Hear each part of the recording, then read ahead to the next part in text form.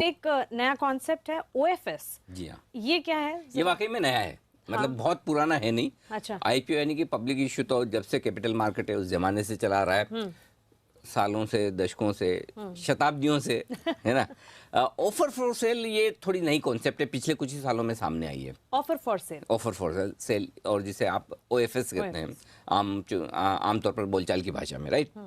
तो जैसा offer for sale नाम बता, ऑफर प्रस्ताव पेश कर रहे हैं आपके सामने, सेल बेचने का प्रस्ताव। कौन पेश कर रहा है प्रस्ताव? हाँ, जिसके पास है वही बेचेगा। जी। आपके पास कप है और आप बेचना चाहते हैं तो उसके लिए कप होना चाहिए ना। ठीक उसी तरह शेयरों का ऑफर फॉर सेल कौन करेगा? जिसके पास शेयर है, जिसके पास मालिकाना है क्या? हाँ, जिसके पास शेयर हैं सब। और आमतौर पर शेयर किनके पास होते हैं? प्रमोटर्स के पास। अच्छा, राइट। तो प्रमोटर्स जब ये कहें कि मैं अपने शेयर बेचना चाहता हूँ, तो उसे कहते हैं ऑफर फॉर सेल। अच्छा, तो जब प्रमोटर कोई शेयर या परसेंटेज बेचना चाहते हैं तो वो है ऑफर फॉर भाई समझिए कि किसी कंपनी की हिस्सेदारी कि किसी कंपनी के जो 100 शेयर हैं टोटल इक्विटी, ठीक है, उसमें से समझिए 80 शेयर प्रमोटर के पास है, 20 शेयर आम जनता के पास, फंड्स के पास, सबके पास है, दूसरे इन्वेस्टर्स हैं जी। तो प्रमोटर कहे कि ये जो 80% मेरे पास है या 80 शेयर मेरे पास है, उसमें से 5% में बेचना चाहता हूँ, जिसको खरीदना है खरीदिए। अच्छा, ये तो ऑफर फॉर सेल हो गया। ओएफएस के जरिए बेचेंगे। हाँ, ये एक तरीका है। तो एक चीज समझिए, पहले मैं आपको यही समझा दूं ताकि डाउट क्लियर हो जाए। आईपीओ और ऑफर फॉर सेल फर्क क्या है? आईपीओ में पहली बार कंपनी का इशू आता है, इनिशियल पब्लिक ऑफर। हाँ। देखो, स्टॉक मार्केट के लिए थोड़ी थोड़ी अंग्रेजी आना भी जरूरी है ना। खास तौर से जब एक मारवाड़ी और एक गुजराती बात कर रहा है तो इंग्लिश के बगैर काम नहीं चलेगा। काम नहीं चलेगा, इंग्लिश समझना जरूरी है, राइट। तो इनिशियल पब्लिक ऑफर यानी कि पब्लिक इशू आ रहा है। पब्लिक इशू में क्या होता है? कंपनी अपने शेयर इशू करती है जी। प्रमोटर नहीं कर रहा। आमतौर पर कभी कभी प्रमोटर भी अपने दे सकते हैं, वो अलग बात है, बट आमतौर पर पब्लिक इशू में कंपनी शेयर इशू करती है फर्स्ट टाइम, ठीक है। लेकिन ऑफर फॉर सेल में प्रमोटर्स अपने शेयर कहते हैं भाई हमें अपनी हिस्सेदारी कम करनी है, किसी को लेना है क्या?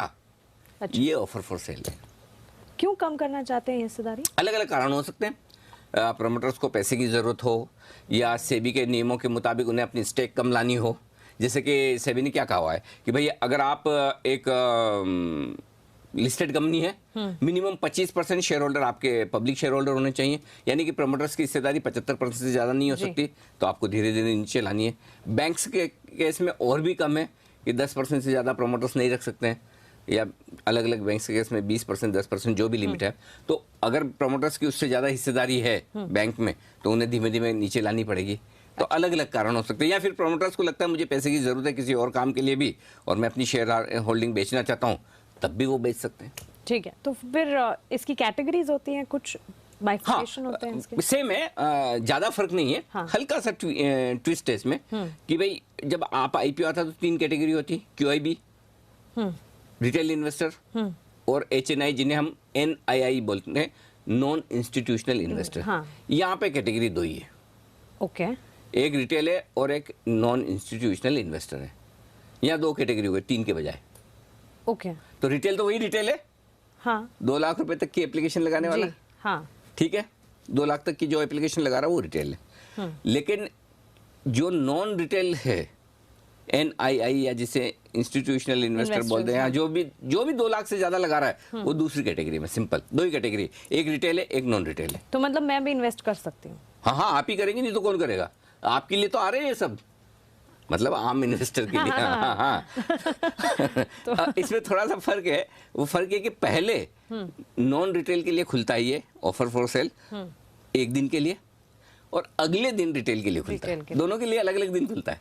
अच्छा, कोई कारण या ऐसे ही? पहले जो नॉन रिटेल वाले उनको भर लेने दो, उनका रेस्पॉन्स क्या आ रहा है, किस प्राइस पर आ रहा है, उससे थोड़ा आइडिया लग जाता है। दूसरे दिन रिटेल वाले लगाते हैं।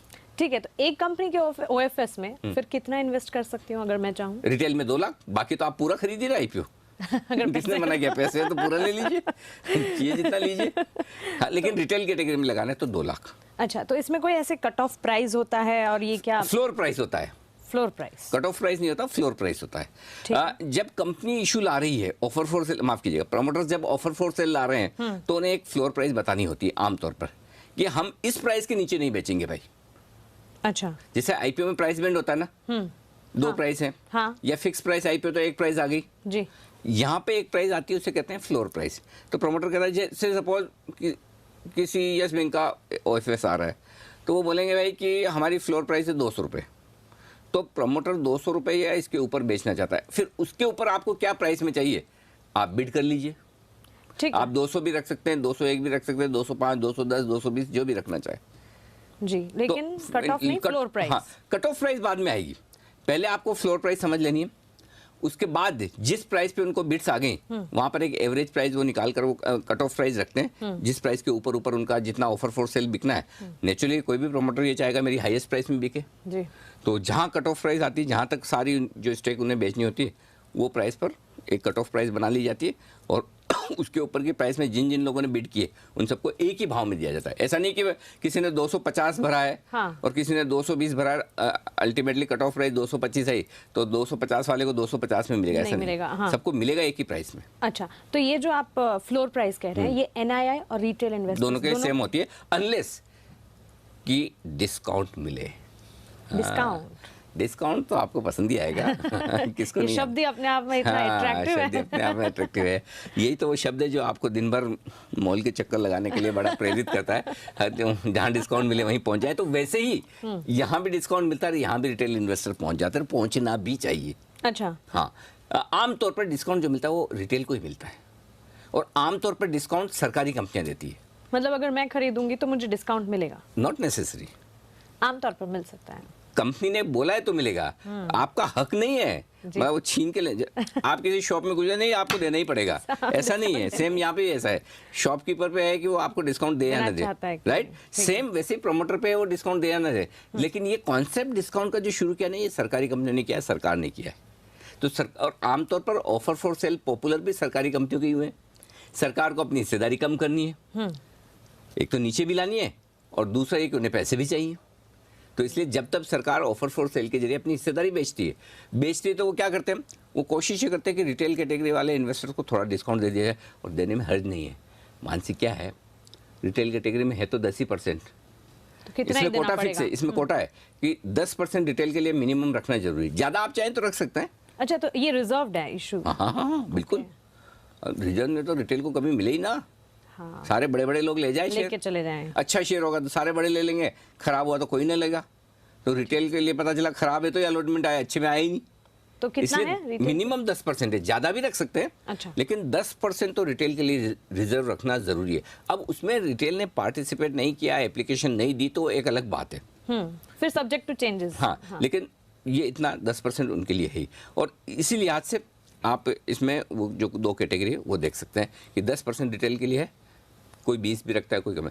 अब आई बात डिस्काउंट की, तो जो डिस्काउंट मिलता है आमतौर 5% का, 10% का, 10% तो ज़्यादा हो जाता है, आमतौर पर 5% का डिस्काउंट दिया जाता है। ठीक है। तो जो भी price cut off price final हुई उसमें 5% का डिस्काउंट रिटेल को मिलता है, रिटेल वालों को। लेकिन ऐसा नहीं कि आप जबरदस्ती ले सकते हैं, वो आपको पढ़ना पड़ेगा, देखना पड़ेगा कि जिसका ऑफर फॉर सेल आ रहा है उस कंपनी के प्रोमोटर्स ने वाकई में डिस्काउंट ऑफर किया है कि नहीं किया तो सबके लिए सेम है, किया है तो रिटेल को मिल जाएगा। चलिए ठीक है। अब मन बना लिया कि ओएफएस में मैं शेयर खरीदना चाहती हूँ, तो क्या पहला स्टेप क्या करना होगा, किस तरह से खरीदूं मैं शेयर? सिंपल है, जो आप शेयर बाजार में ट्रेडिंग करने के लिए जो चीज़ ज़रूरी है वो इसमें भी ज़रूरी है। आपका डीमैट अकाउंट होना चाहिए, आपका ट्रेडिंग अकाउंट होना चाहिए, आपका बैंक अकाउंट होना चाहिए, इन शॉर्ट आपका किसी न किसी ब्रोकर के साथ अकाउंट होना चाहिए। क्यों? क्योंकि यहाँ पर आप बिना डीमैट और ट्रेडिंग अकाउंट के ऑफर फॉर सेल में पार्टिसिपेट कर ही नहीं सकते। पब्लिक इशू में और ऑफर फॉर सेल में एक और बहुत बड़ा अंतर है, ये समझ लीजिए। पब्लिक इशू में आप फॉर्म भर सकते हैं, हाँ, एप्लीकेशन कर सकते हैं। यहाँ पे फॉर्म भरने वाला सिस्टम नहीं है, एप्लीकेशन करने वाला सिस्टम नहीं। यहाँ ब्रोकर के टर्मिनल से आपको अपनी बिड देनी होती है कि मैं इतने शेयर इस दाम पे खरीदना चाहता हूँ। तो मतलब मुझे ब्रोकर को ही कहना होगा और वही करेगा? 100%। अच्छा, मैं ये ऑनलाइन वगैरह प्रोसीजर नहीं? ना, अच्छा, अच्छा। ना, ये डिफरेंस है 100%। और इसीलिए ये बहुत ज़रूरी है कि आपके पास डीमैट अकाउंट, ट्रेडिंग अकाउंट होना चाहिए। फिर आप अपने ब्रोकर को इंस्ट्रक्शन दे दें कि भाई मैं इस ऑफर फॉर सेल में इतने शेयर खरीदना चाहती हूँ, इस दाम पे खरीदना चाहती हूँ, हो गया काम आपका। तो यही तरीका है कि प्रोसेस जो आप पूछ रही हैं, ये अकाउंट होने चाहिए, ब्रोकर के पास आपका ट्रेडिंग अकाउंट होना चाहिए, आपके जितने शेयर खरीदने वो आप उनको बोल दें। अच्छा, तो सिर्फ उन्हें बताना है और वो ऑन आवर बिहाफ आप जो बोलेंगे वो बिड पंच कर देंगे। अच्छा, हम ऑनलाइन या इस तरीके से ये नहीं कर सकते। तो ओएफएस से जुड़ी सारी जानकारी, कब इशू खुलेगा, डिस्काउंट मिलेगा कि नहीं, फ्लोर प्राइस क्या होगी, सब कुछ आपको बताएंगे। लेकिन पहले रुक रहे हैं एक छोटे से ब्रेक के लिए, बने रहें।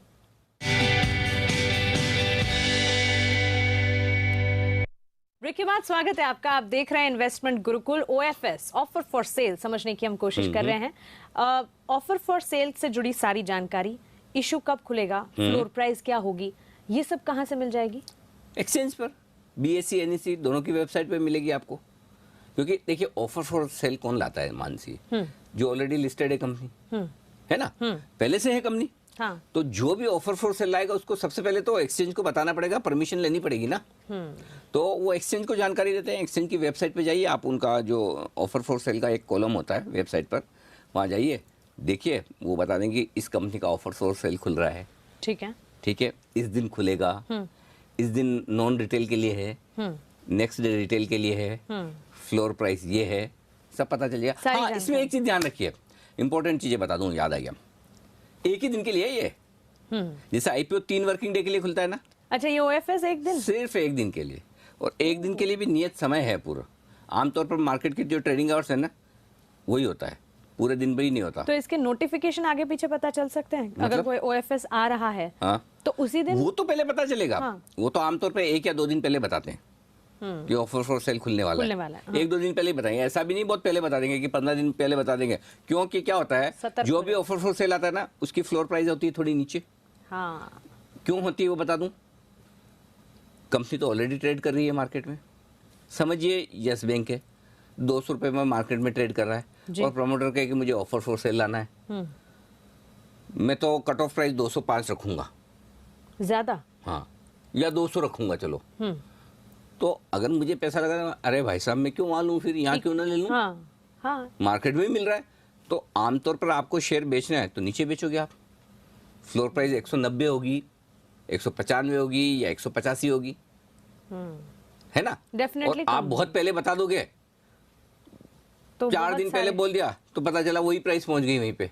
अच्छा, तो फिर आप, हाँ, मार्केट प्राइस ही वो होगा। हाँ, मार्केट प्राइस ही नीचे आ जाएगी, बोले कि 4 दिन बाद तो इस भाव में मिलने वाला शेयर। अच्छा। इसलिए ये बताया भी 1 दिन पहले ही जाता है।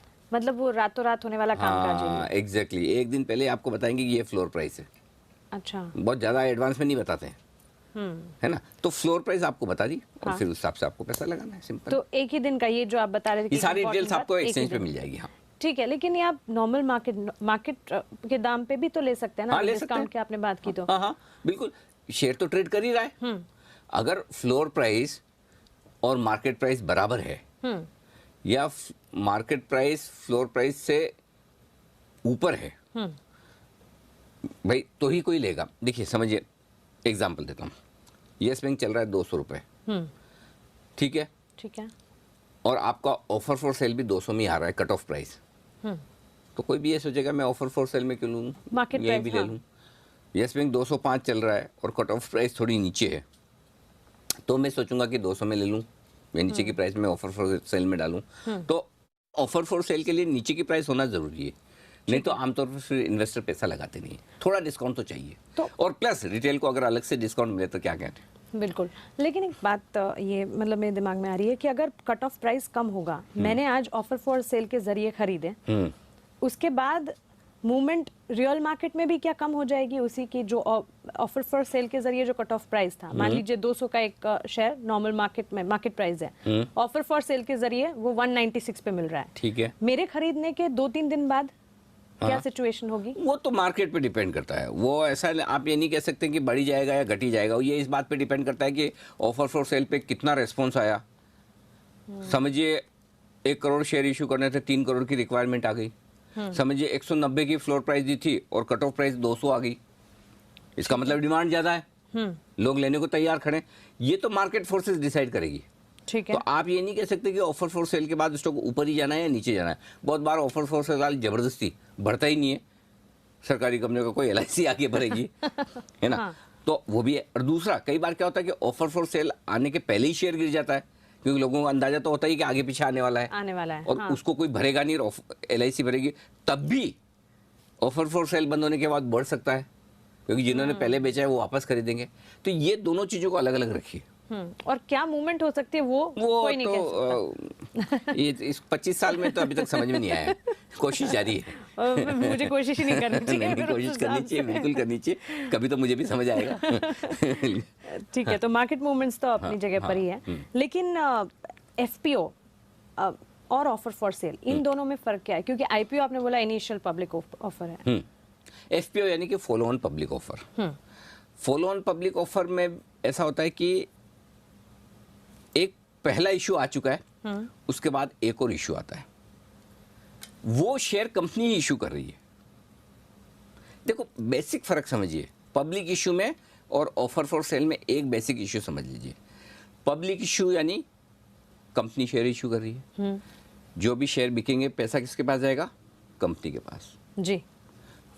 ऑफर फॉर सेल, प्रोमोटर बेच रहे हैं शेयर, पैसा किसके पास जाएगा? प्रोमोटर के पास, कंपनी के पास। क्लियर है? यस, बिल्कुल। पब्लिक इशू वो भले ही IPO हो या FPO हो, पैसा कंपनी के पास जाएगा, है ना? कंपनी शेयर इशू कर रही है, नए शेयर आ रहे हैं, इसमें नए शेयर नहीं आ रहे, वही पुराने शेयर जो वापस बिक रहे हैं। हाँ, रोटेशन हो रहा है एक तरह से, एग्जैक्टली। ठीक है, तो ऑफर फॉर सेल के जरिए मैंने शेयर खरीदे, चार्जेस क्या लगेंगे? अलॉटमेंट कैसे होगी? हाँ, ये बहुत बढ़िया सवाल है। चार्जेस क्या लगेंगे? कुछ नहीं, मुफ्त में। अच्छा, हाँ, कोई चार्जेस नहीं, खाली वही जो जब आप शेयर खरीदते बेचते हैं, हाँ। तो जो STT लगती है, जो टर्नओवर टैक्स वगैरह जो चार्जेस लग रहे हैं, क्यों? क्योंकि ऑफर फॉर सेल कहाँ होता है, कहाँ खरीद सकते हैं आप? ब्रोकर के टर्मिनल पर। और ब्रोकर के टर्मिनल पे कोई भी शेयर खरीदते बेचते तो लगता है ना STT। बिल्कुल, वो क्यों अपने चार्जेस से? वही सेम चार्जेस लगेंगे, उसके अलावा और कोई चार्ज नहीं। तो जो चार्जेस वहाँ लगते हैं वो यहाँ भी लगेंगे। ठीक है। अब आपने दूसरा क्या पूछा कि शेयर कब आएंगे? हाँ? T+2। T+2, हाँ, जो नॉर्मल सेटलमेंट होता है ना, जब आप शेयर खरीदते बेचते हैं, T मतलब ट्रेडिंग डे। यहाँ पर ट्रेडिंग डे से मतलब क्या है? जिस दिन इशू खुला है वो। अच्छा, OFS के दिन। OFS के दिन समझिए, आज ऑफर फॉर सेल था कंपनी का, तो 2 दिन परसों आपके अकाउंट में शेयर। ठीक है ना? क्लियर है? और समझिए आज आपने ऑफर फॉर सेल में एप्लीकेशन डाली, एप्लीकेशन मतलब पंच की एप्लीकेशन तो होती नहीं है, बिड डाली, और आपको अलॉटमेंट नहीं मिला तो? वही था मेरा। हाँ, अलॉटमेंट नहीं हुआ तो मैं आपके मन की बात पढ़ लेता हूँ। हाँ, तो नहीं मिला तो धन की बात है इसमें, आपका धन नहीं जाएगा, चिंता न करें। हाँ, वही सबसे बड़ा मतलब नेक्स्ट डे आपको रिफंड आ जाएगा। ठीक है। मतलब आज आपने ऑफर फॉर सेल, देखिए ऑफर फॉर सेल में एक चीज़ ध्यान रखिए, ऑफर फॉर सेल में एप्लीकेशन करने के लिए पैसे होने ज़रूरी है। आपके अकाउंट में शेयर पड़े हैं, मार्जिन है, उससे काम नहीं चलता। कैश मतलब बैंक अकाउंट में पैसे हैं, हाँ, वो होने चाहिए, पैसे होने चाहिए, उससे आपकी बिड जाती है। जैसे आप बिड डालते हैं उतना पैसा आपके बैंक अकाउंट से निकल जाता है। अगर अलॉटमेंट नहीं मिला, अलॉटमेंट क्यों नहीं मिलेगा? अगर आपने बहुत नीचे के दाम पे रखे हैं और कट ऑफ प्राइस ऊपर आ गई तो, है ना, तो आपको अलॉटमेंट नहीं मिलेगा। ठीक है। अलॉटमेंट नहीं मिला तो नेक्स्ट डे आपके अकाउंट में वापस पैसा आ जाएगा। आज आपने अप्लाई किया, कल पैसा आपके आ गया। और अगर आपको अलॉटमेंट मिल रहा है तो परसों आपके शेयर आपके हाथ में, परसों बेच दीजिए भले। बहुत स्मार्ट लोग तो एक दिन पहले भी भेज देते हैं, पता चल जाता है कि कितना भरा है कितना नहीं भरा है। अच्छा, एक चीज़ और है, ऑफर फॉर सेल में IPO में आपको पता है कितनी एप्लीकेशन लगा सकता है एक आदमी? जितनी आप... एक ही, जितनी क्या?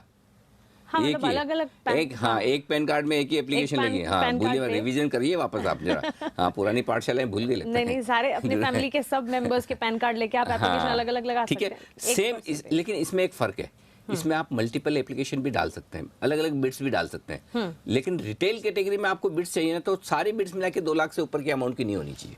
ठीक है, आप 3, 4, 5 डाल सकते हैं, एक न। दूसरा फर्क और है, पब्लिक इशू में एक बार आपने एप्लीकेशन डाल दी, आप बदल नहीं सकते आमतौर पे, कैंसिल कर सकते हैं वो इशू बंद होने के पहले, वो एक अलग बात है, कर सकते हैं। लेकिन ये एक ही दिन का है, इसमें आप जितना चाहें मॉडिफाई कर सकते हैं बिड। ठीक है, सुबह 9:30 बजे बिड डाली, 10 बजे चेंज की, 11 बजे बदल दी, 12 बजे कर दी, 1 बजे कर दी। लेकिन जब वो बंद होने का टाइम है, उसके आखिरी आधे घंटे में आप बदल नहीं सकते। आधे घंटे पहले आपको जो करना है कर लो। सपोज 3:30 बजे ऑफर फॉर सेल बंद हो रहा है, 3 बजे तक आपको जो करना कर लीजिए, 3 बजे के बाद आप अपनी बिड चेंज नहीं कर पाएंगे, वो फाइनल है। ओके, क्लियर है? ठीक है। एक क्विक क्वेश्चन ये पूछना चाहूंगी, बेचना कब है फिर? जब आपकी मर्जी हो।